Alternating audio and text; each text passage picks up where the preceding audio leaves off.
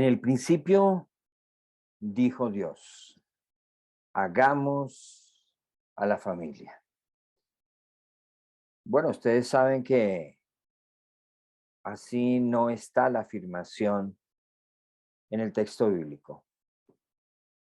Pero hay una nota muy curiosa y muy significativa. ¿Por qué Génesis es lo que se llama el contexto en el texto de los libros del canon? Está y fue colocado como el primero. Y además de eso, Dios en su revelación, en ese primer texto, comienza sentando el fundamento y la base de la creación, la familia. Cuando en Génesis 1, vamos a Génesis 1, 26, 27, entonces dijo Dios, hagamos al hombre a nuestra imagen, conforme a nuestra semejanza, nuestra imagen, nuestra semejanza hagamos. En el principio, dijo Dios, hagamos a la familia. Qué curioso que el fundamento de su obra es la familia. Y es precisamente lo que Satanás quebró. Precisamente es lo que afectó las relaciones en la familia. Entre Adán y Eva se quebró, se fracturó la relación. En el principio dijo Dios, hagamos a la familia. En el principio dijo Dios. El fundamento de su obra descansa sobre la familia. Y es en la familia donde podemos visibilizar más la acción de la encarnación divina. La encarnación divina.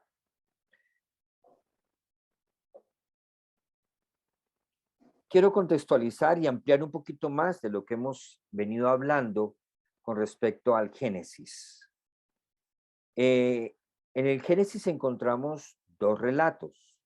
El primer relato de la creación está en Génesis 1:1 hasta 2:4. Ese es el primer relato. 2:3. 2:3. Y el segundo relato es desde el capítulo 2, versículo 4, hasta el 25, 2:25. Ahorita lo vamos a ver. Pero en ese primer relato encontramos cómo la palabra se encarna. Entonces, vamos un momento al texto de Génesis, capítulo 1.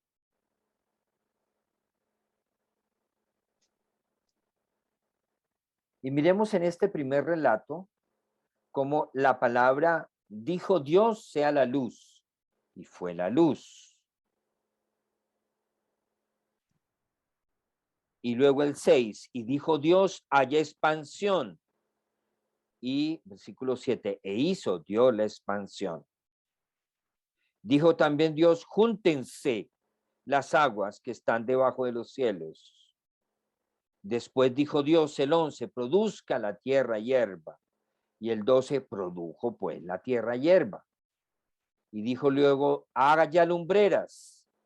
Y el versículo 16, e hizo Dios las dos lumbreras. Y fue la tarde y la mañana el día cuarto. Dijo Dios, produzcan las aguas. Y creó Dios, versículo 21. Versículo 24. Luego dijo Dios, produzca la tierra. Y dice el 25, e hizo Dios los animales de la tierra, según su género y ganado. Y termina con, hagamos al hombre. Allí ya no dice, y dijo Dios, sino, dijo Dios, hagamos. Ya está en plural. Ya no fue solamente su palabra, sino dijo, hagamos al hombre a nuestra imagen, ya no conforme a nuestra semejanza. Dios, de alguna manera, comenzó Su creación no tan solo fue el hombre y la mujer, sino fue la relación existente entre el hombre y la mujer. Por eso, desde esta perspectiva bíblica y teológica, la homosexualidad no está dentro de los propósitos de la creación. Está en las consecuencias de la caída. Por eso forma parte del propósito redentor. Y eso lo vemos en las cartas de Pablo. Pero también nos habla de una relación monogámica,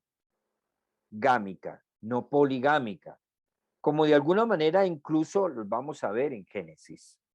Entonces, allí vemos que Génesis nos relata la encarnación de su palabra. La creación nos sumerge desde un principio en la materialidad. Esto que he leído es muy importante porque esta será clave para el mensaje bíblico de salvación. La cultura evangélica y algunas teologías han despreciado o subestimado la corporalidad. Y esto es producto de la influencia gnóstica y griega, en donde aquello que es cuerpo es despreciado, despreciable, o puesto en un segundo o tercer plano. Pues curiosamente, el redactor y el autor de Génesis, de estos capítulos, nos quiere mostrar que Dios hizo todo y todo es bueno. No tan solo el ser humano en su dimensión psíquica, espiritual, emocional, sino también en el plano de la expresión de ello, como es la corporalidad. Entonces, no es malo el cuerpo, no es malo. Lo que es malo es el uso de nuestras relaciones y nuestra corporalidad cuando no está centrada en la persona de Dios. Entonces, este es un principio de la materialidad. La encarnación de su palabra se sumerge en un principio, en la encarnación. Entonces nos encontramos en la encarnación de Juan 1:14. Allí está el principio de la materialidad. También nos encontramos con que la muerte física no, es el principio sobre el cual descansa la obra redentora. Y quiero que lo veamos en Colosenses 1:22. Porque pasamos por alto precisamente que la trascendencia que tiene la corporalidad en la doctrina y en la propuesta de la salvación. Hablar de almas es antagónico a una teología creacionista, porque uno de los énfasis precisamente del creacionismo es el principio de la materialidad. Entonces, cuando hablamos de una teología de redimir almas, estamos negando la realidad de una redención integral. Una evangelización que no se fundamenta sobre la encarnación no es una evangelización que redime. Versículo 21 y 22 de Colosenses. Y a vosotros también, que erais en otro tiempo extraños y enemigos en vuestra mente, haciéndolo malas obras, ahora os ha reconciliado en su cuerpo de carne. O sea, el cuerpo fue el factor conector. El cuerpo nos ha reconciliado en su cuerpo de carne por medio de la muerte. Miren la trascendencia de la corporalidad en la doctrina de la salvación y de la evangelización. Miremos Efesios 2:15. Efesios capítulo 2, versículo 15. Espero que ustedes también abran sus Biblias. Aboliendo en su carne, vamos a leer del 22, desde el 21, porque Él es nuestra paz, que de ambos pueblos hizo uno, derribando la pared intermedia de separación, aboliendo en su carne porque hay veces que esa connotación carne le hemos dado una connotación negativa. Lo que pasa es que la palabra en el griego tiene varias acepciones, la palabra carne, así como puede ser soma, puede ser sarx. Son dos acepciones que se usan, pero también está la condición distante y separada de Dios, que esa es la condición a la cual se refieren a veces en Gálatas o en algunas en algunas cartas. Entonces aquí nos habla aboliendo en su cuerpo, dice otra versión, las enemistades. O sea que aquí juega un papel muy importante el principio de la encarnación. Y Romanos 8:3, porque quiero que le demos relevancia a lo importante, porque esto es lo que resalta precisamente también Génesis. Por lo que era imposible para la ley, por cuanto era débil por la carne, Dios enviando a su Hijo en semejanza de carne, de pecado, se identificó con esa condición y a causa del pecado condenó al pecado en la carne. O sea, Él fue el Cordero de Dios. Físicamente era un Cordero y en Él se identificaron nuestros pecados y Él precisamente condenó al pecado en la carne. Él pagó nuestros pecados para que la justicia de la ley se cumpliese en nosotros, se cumpliese en nosotros. Entonces, miremos la relevancia que tiene. Lo mismo, eso con respecto a la muerte, con respecto a la encarnación, Juan 1:14, con respecto a la obra de Jesús, leemos estos, y con respecto a la resurrección del cuerpo de Cristo y de nuestro cuerpo. Vamos a Lucas 24:37. Lucas 24:37. Entonces, espantados y atemorizados, pensaban que veían espíritu. ¿Qué pasó? Mientras ellos aún hablaban de estas cosas, Jesús se puso en medio de ellos y les dijo, paz a vosotros. Entonces, espantados y atemorizados, pensaban que veía un espíritu. Pero él les dijo, ¿por qué estáis turbados si vienen a vuestro corazón estos pensamientos? Mirad mis manos y mis pies. Miren qué importante. Desafortunadamente, algunas teologías dejaron de mirar las manos y los pies y le pasó lo que los discípulos se espantaron, se atemorizaron y pensaron que veían espíritus. Y creo que es muy propio de una teología evangélica ver espíritus por todos lados. Pero tenemos que diferenciar y discernir cuando es el cuerpo como expresión de la integralidad de ser humano creado. Mirad mis manos y mis pies, que yo mismo soy. Miren ese autorreconocimiento que hace Jesús. Que yo mismo soy. Palpad y ved, porque un espíritu no tiene carne ni huesos, como veis que yo tengo. Y diciendo esto, les mostró las manos y los pies. Y como todavía ellos de gozo no lo creían y estaban maravillados, les dijo, ¿tenéis aquí algo de comer? Y entonces le dieron parte de un pez asado y un panal de piel, y él tomó y comió delante de ellos. Miren, o sea que de alguna manera ustedes ya pueden ver a futuro cómo va a ser ese cuerpo resucitado. Nos da algunas notas interesantes. Esto es lo que se conoce como teoantropología. Entonces, miren lo importante de la corporalidad cuando es visibilizada. Y aquí hay una gran conclusión que nos deja Juan Stan. Toda nuestra salvación conlleva una profunda dimensión material. No partes, amados, no partes, no estamos partidos. Una profunda dimensión material, fiel a la antigua afirmación de la creación como buena y el rechazo de la dicotomía entre espíritu y materia.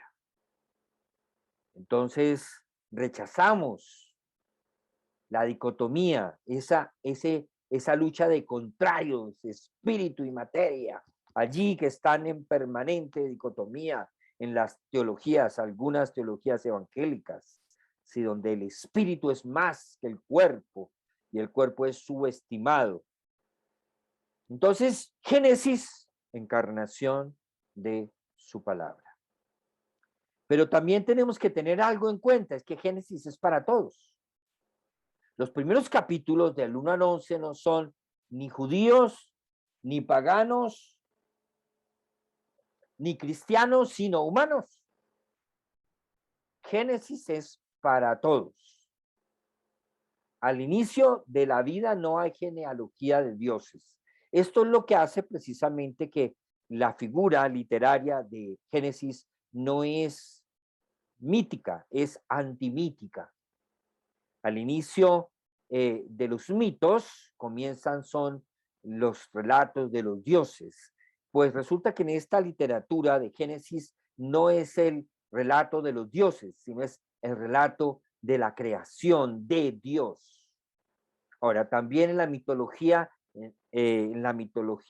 no hay los dioses bajan a la tierra. En cambio, nuestro Dios se encarna. Ese es un concepto muy diferente. Se hace hombre. No es que existe, no es que hay digamos, una preexistencia de un Dios y entonces baja a la tierra para ayudar a los hombres, típico de la mitología griega, y por cierto, muy interesante. Pero no, aquí no hay una genealogía de dioses, sino todo esto comienza con un hombre y una mujer. Y un hombre y una mujer que se atraen y que engendran. Y entonces Génesis va a ser también una historia de la narración de muchas familias. Números como Dios se hace presente también a través de este libro. Además de ser la palabra encarnada, estos primeros capítulos del 1 al 11 no son para judíos ni para paganos ni para cristianos, sino para todos los humanos. Otro elemento que nos permite leer Génesis es que es intercultural. Miremos cómo el esquema de una relación monogámica, una relación heterosexual, ha conducido a la humanidad a lo que hoy ha podido ser. Pero también vemos cómo la familia es el foco de ataque de Satanás para su destrucción. Y eso lo podemos ver desde Génesis, precisamente. Su intención es destruir, es destruir. La intención de Dios es construir. La intención de Él es robar y matar. La intención de Dios es restaurar y dar vida. Entonces, Génesis es intercultural. Ofrece un esquema de conjunto de la realidad y de la historia. Quiere decir que este es un relato histórico. En el contexto protestante hay otras posturas, no se considera histórico. Entonces, y eso desencadena otro tipo de asuntos que tienen que ver con la forma como se interpreta la redención. Entonces, incluso hay nuevas supuestas exégesis en donde quieren justificar la bisexualidad, releyendo Génesis, porque se han dado cuenta que si de alguna manera destruyen el sistema de creencias de base, yendo al fondo del asunto, a lo que se llama la exégesis apologética, la exégesis escritural, entonces pueden comenzar a generar un nuevo lenguaje dentro de las iglesias y generar precisamente hay hoy en día algunas comunidades que se llaman de fe, donde se congregan homosexuales y todo este tipo de expresiones que los acompañan. Y esto está hilado a nuevas, yo considero equivocadas interpretaciones de Génesis. Entonces, miren cómo algunos que no son ni siquiera cristianos se preocupan más por examinar las escrituras para ver qué dicen de ellas y darles un vuelco a la escritura a beneficio de una ideología y servicio de una ideología como es el homosexualismo. Entonces, nos encontramos aquí con que Génesis es intercultural, no es transcultural, quiere decir que entra en la cultura y la transforma. Entra en la cultura, nos presenta las realidades y esas realidades tienen una ubicación geográfica. Si ustedes van a Génesis 2, van a encontrar que hay una geografía donde está el Edén y hoy en día se puede identificar aproximadamente el sector donde inició, que hablábamos algo la vez pasada. Entonces, esto, como está dirigido a todas las culturas, entonces se puede aplicar a todas las culturas de la tierra. Por la condición caída, no ha trascendido. Entonces nos encontramos también con Génesis, con un libro que narra la historia de las familias. ¿Qué familias? Mire, comienza con la familia de Adán y de Eva. Luego continúa con la familia de Noé y su familia. Luego la familia de Abraham y Sara. Luego la familia de Isaac y Rebeca. Luego la familia de Jacob, Raquel, Rebeca y Lía. Y podríamos decir prácticamente que termina con la familia de José. Allí termina al final Jacob bendiciendo a los hijos de José. Y luego pasamos a Éxodo, en donde nos habla de el pueblo, ya entra a hablarnos del pueblo de Israel, pero también comienza con una familia, con la familia de Moisés. Entonces, ya sí nos encontramos la importancia que la Biblia tiene para las familias. Ahora, las familias asumen muchas formas, muchas expresiones realmente, pero también Jesús nos planteó una familia resignificada a los valores del reino. Una familia que no es transformada por la cultura, sino es transformado por el espíritu de vida, y es la iglesia. Curiosamente nos encontramos en el Génesis con lo que algunos biblistas han querido llamar las dualidades humanas. La dualidad humana de hombre y mujer, por ejemplo, hay una dualidad humana. O formas complementarias, otro lo ha querido llamar. Formas complementarias, entonces pensaría en esa canción de Roberto Carlos, cóncavo y convexo, así es nuestro amor en el sexo. Son formas complementarias, la heterosexualidad bajo la vivencia de la sexualidad, bajo la tienda matrimonial, se hace convivencial y complementaria, pero también es dual, porque es hombre y es mujer. Entonces, el ser humano, como imagen de Dios, es imagen y presencia. ¿Por qué es imagen y presencia? Fíjense el daño que hace la ausencia del ser humano en un entorno familiar. La ausencia del ser humano es la ausencia en las relaciones, trae problemas a los hijos.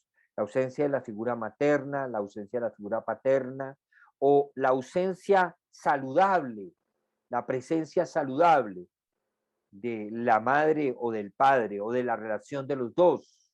Entonces, el ser humano es imagen y es presencia de Dios y se hace más visible cuando se hace saludable para los suyos. Allí se proyecta.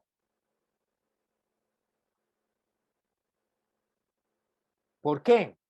Porque si ustedes se dieron cuenta en Génesis 1, Dios habla y actúa. Dios habla y actúa. Y vamos a encontrar cómo Dios le delega al hombre y a la mujer que puedan ser, al hombre y a la mujer, ellos puedan ser ordenadores también, al colocarle, al cuidar el Edén, al labrarlo, al cuidarlo, porque debían de cuidarlo. Y cuando uno dice cuidarlo, pero cuidarlo de qué, pues ya ven lo que pasó. No lo cuidaron. Entonces, pero el ser humano es imagen y es presencia de Dios también porque habla, porque se comunica, porque dialoga. Por eso es imagen y presencia, porque actúa, porque hace. Y en ese actuar cuida, organiza y ejerce en este contexto de Génesis señorío sobre los animales. O sea, la imagen de Dios se hace presente a través de la imagen del ser humano. Ahora, se hace presente también, no tan solo en la imagen del ser humano, sino también se hace presente, ¿en qué se hace presente? En esa fecundidad en la pareja humana. No es una simple consecuencia, sino es la intencionalidad, la expresión de la dualidad personal hombre y mujer. O sea, la fecundidad es una expresión de interrelación. La fecundidad es el producto de una relación matrimonial, el producto de una relación hombre y mujer, el producto de una interacción emocional, afectiva y espiritual. Producto de esa interacción hay una fecundidad.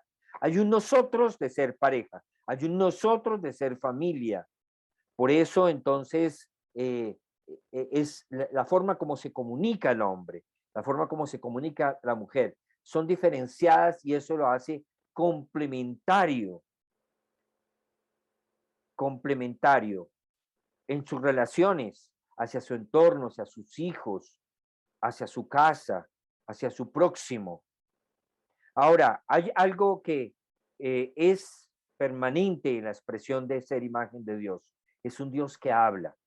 Es un Dios y el verbo se hizo carne. Es un Dios que hace. Es un Dios que se comunica. Esta es una característica muy importante del ser imagen de Dios. Imagen y presencia. Imagen y expresión de Dios. Esto es lo que nos diferencia de los animales. Los animales tienen códigos de comunicación, sí, pero no hay una comunicación tan elaborada para transformar el entorno a través de esa comunicación. Una comunicación que expresa también emociones, pero se construye en un idioma, en un lenguaje, en un sistema que podemos transformar, que podemos enriquecer. Eso es propio del ser humano.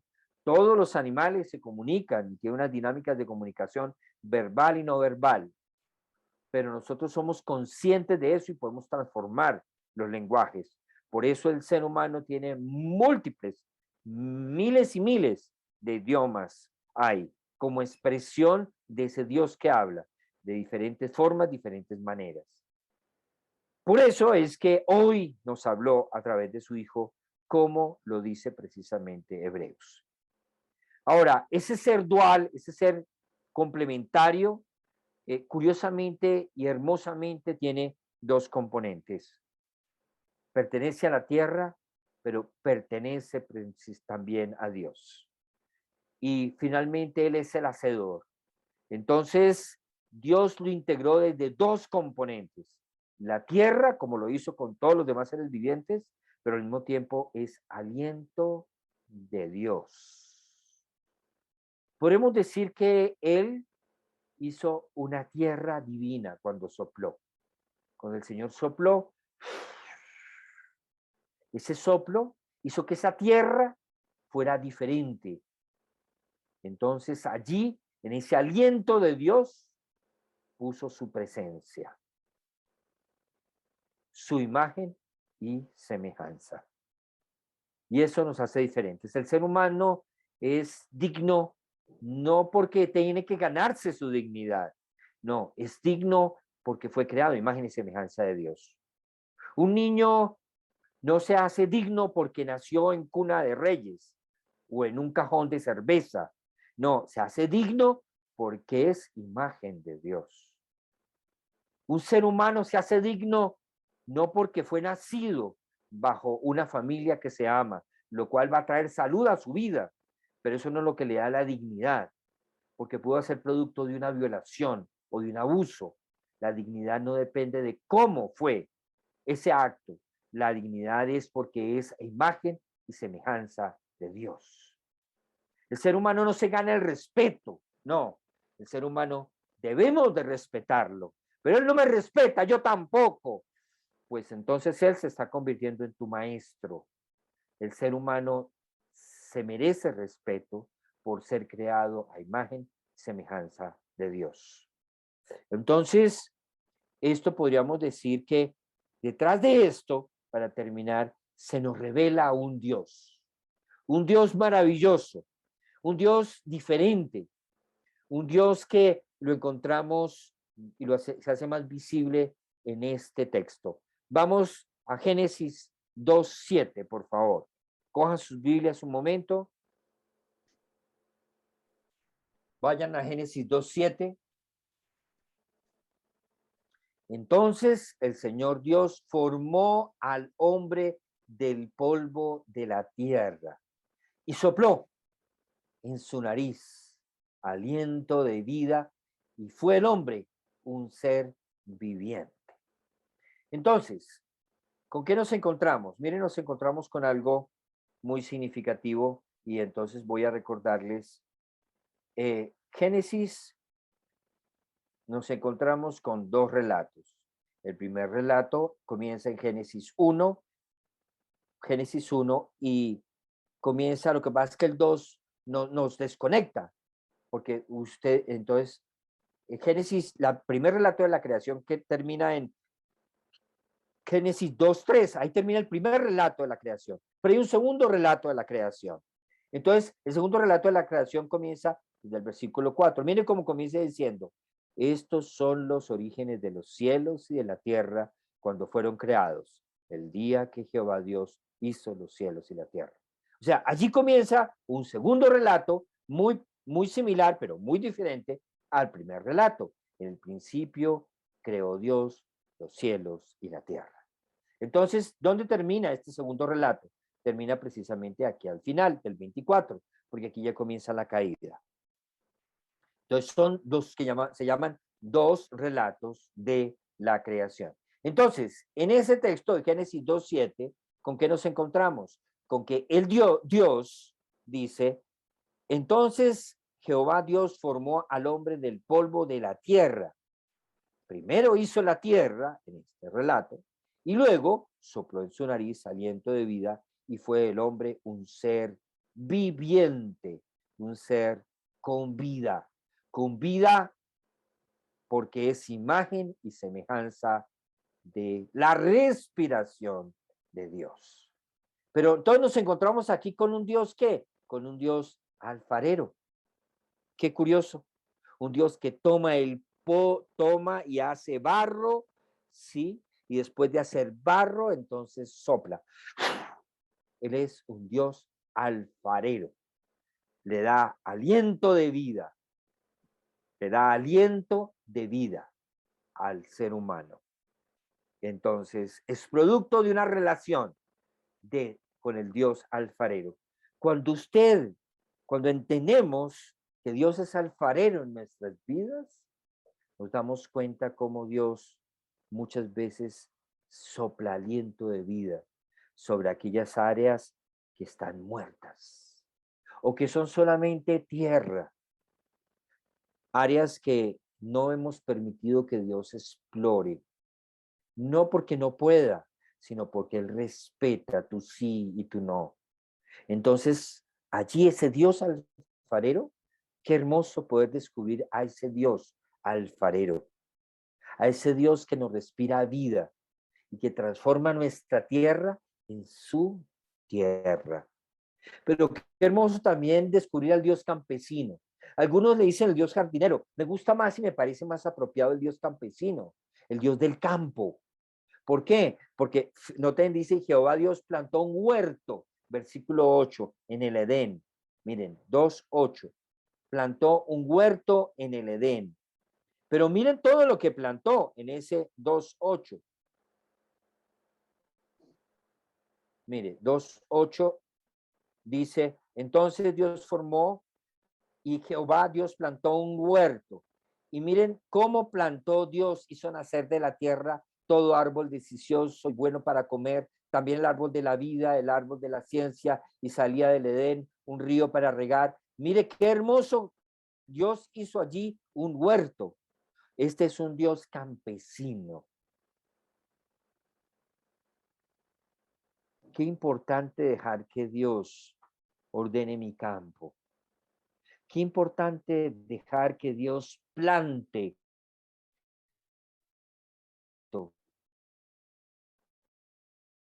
sus propósitos en mi vida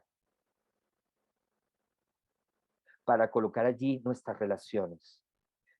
Allí colocó en mi caso a mi esposa, a mis hijos. Allí me colocó con ustedes en ese huerto. Entonces allí descubrimos a ese Dios campesino. Dios plantó huerto. Qué hermoso ese texto también.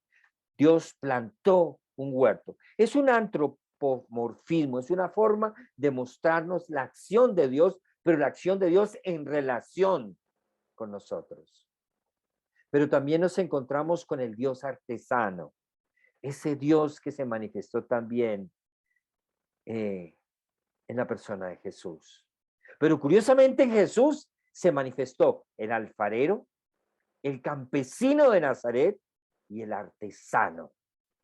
Ese Dios que también manejaba la arcilla. Jesús también manejaba la arcilla como buen artesano. La carpintería no tan solo tenía que ver con la madera en ese entonces, tenía que ver precisamente con la alfarería también. Pero nos encontramos con el Dios artesano. ¿Por qué? Entonces Jehová Dios hizo caer sueño profundo sobre Adán, y mientras éste dormía, tomó una de sus costillas y cerró la carne en su lugar, y de la costilla que Jehová Dios tomó del hombre, hizo una mujer. Y de la costilla que Jehová Dios tomó del hombre, hizo una mujer, y la trajo al hombre, el Dios artesano. Qué hermoso. Dios hace de la costilla una mujer. Esa es la acción creadora de Dios.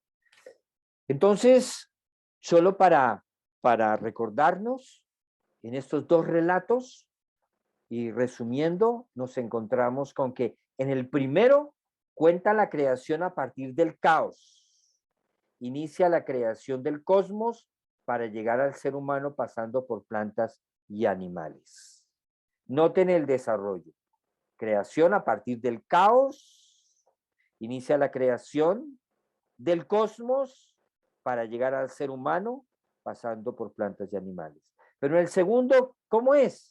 El segundo, desde el capítulo 2, versículo 4 hasta el 25, el relato es invertido. El camino comienza con el relato de la creación del ser humano sobre la tierra. Dios transforma la tierra en tierra divina con el aliento de su respiración. Miren estos dos relatos cómo se complementan de especial. Entonces, qué bueno que podamos en nuestras vidas poder darle la oportunidad a que ese Dios alfarero, ese Dios campesino y ese Dios artesano se manifieste. Que se manifiesten en la persona de Jesús. Que su espíritu siga en nosotros formando. Que Dios continúe por su espíritu plantando en nosotros y que Dios siga tomando de nosotros para otros y que seamos su gran y especial artesanía. Gracias, Jesús, por este mensaje que nos das. Gracias, Señor, por esas expresiones del Creador en relación que nos manifiestas. Y qué importante que tu palabra trasciende a la cultura, a los tiempos, a la historia, a las naciones, y se encarna. Y el Verbo se hizo carne y habitó entre nosotros. Gracias, Señor, que tu palabra trascienda a nosotros también como comunidad y se encarne en nuestras vidas y en nuestras familias. Amén y amén.